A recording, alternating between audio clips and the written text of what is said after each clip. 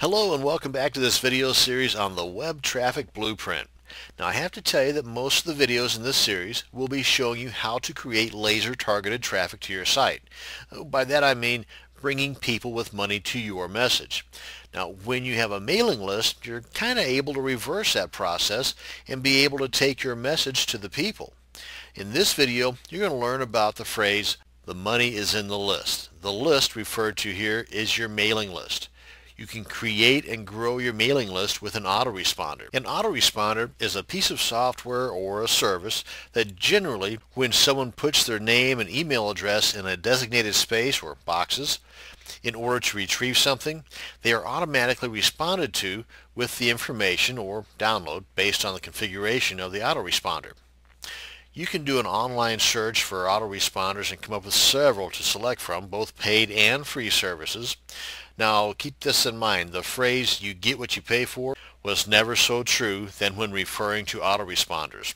The free ones usually are very limited in their capabilities and will most likely post an advertisement of some kind within the emails to generate their income.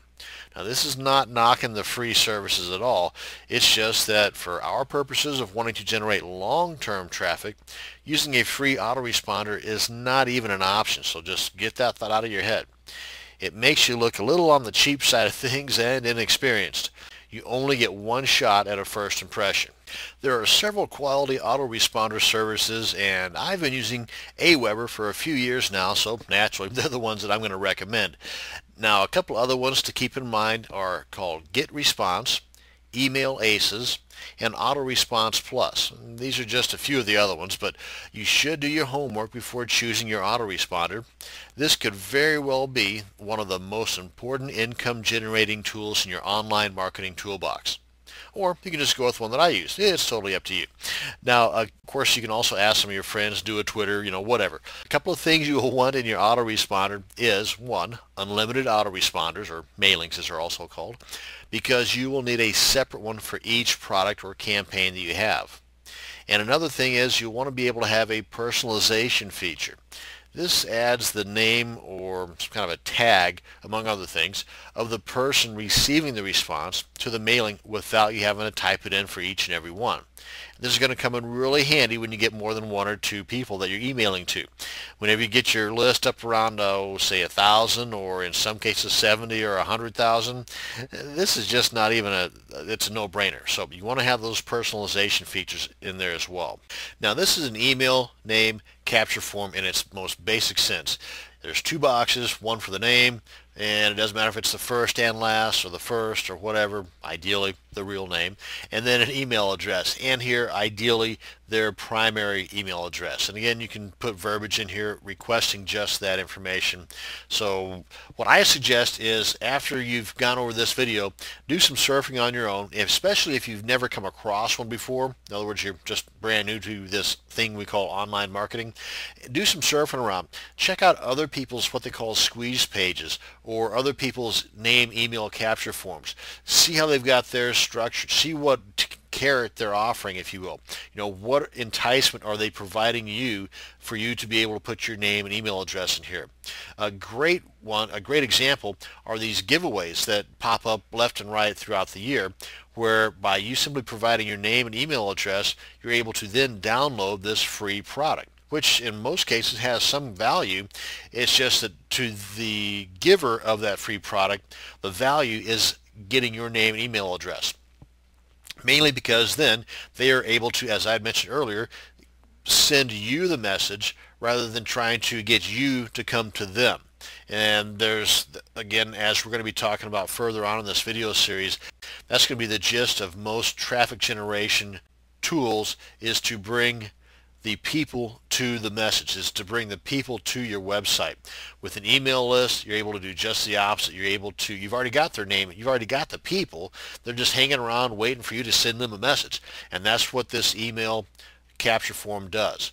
So check it out, go to several websites, just do some surfing whenever you got the time, and see again the various forms in which others have their email capture forms set up and what offers they provide, what verbiage they have on their form to make you feel more comfortable in providing them with your name and email address, and so on. So again, this is in its basic form. Now, a couple other things I want to mention while we're here and to explain to you why this looks so dorky is that I wanted to go over with you the real estate part of a web page, and that is you've got what is called the top fold. And the reason why I'm bringing this up is because, well, you might be wondering, well, where the heck, now that I've got my form made, I've got my autoresponder, what's the best place to put this form, or where's the best place on my website to put this form? And that is the top left corner. I'm glad you asked, because studies show that the human eye, whenever it's looking at an object or looking to read something, starts at the top left corner of something and goes from left to right, from top to bottom. And again, I'm being general here, but that is the case. Not everybody does the same thing. Some folks start from right to left. Some folks start from top to bottom.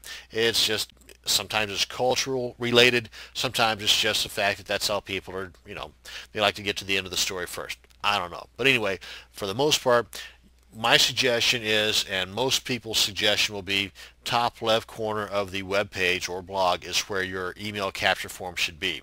That is the prime piece of real estate on your web page. Now, why do I have this like this? Because if you notice over here on the side, the scroll bar, this tells you that there's something down below, and that is the lower part of the web page. This top portion of the web page, as soon as somebody opens up your website, what's staring them in the face is called the top fold. That is the prime real estate, if you will, of your web page. Now, of that, the prime spot is the top left corner. So keeping that in mind, you can have multiple email capture forms throughout your page. Nothing says you can't have them in the lower right hand corner or slapped right in the middle or top right, but you also want to have, at the very least, one email capture form top left. Okay, enough said. I also want to mention, though, that you only have so many seconds to be able to capture one's attention that is kind of just poking around the websites, and they come across yours and they see, whatever the heck this is here in your top fold. If you do not capture their attention with this, then you're not going to get them to go to the lower portion or the bottom folds of your website. So keep that in mind. That's why people put the big bold headings up here in their web pages. This is why a lot of the attention grabbing takes place, the colors and whatnot in the top fold. That way they can get you to further on down the web page, get some more of the message into your head. Again, to prime real estate, where do you put your email capture form? Typically top left corner. Okay, that's this.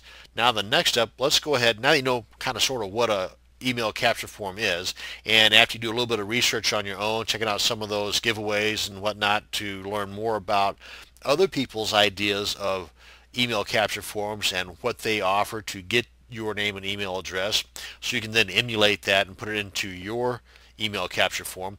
Now that we've got an idea as to that, let's go ahead and create our own. I'm going to show you how I did this.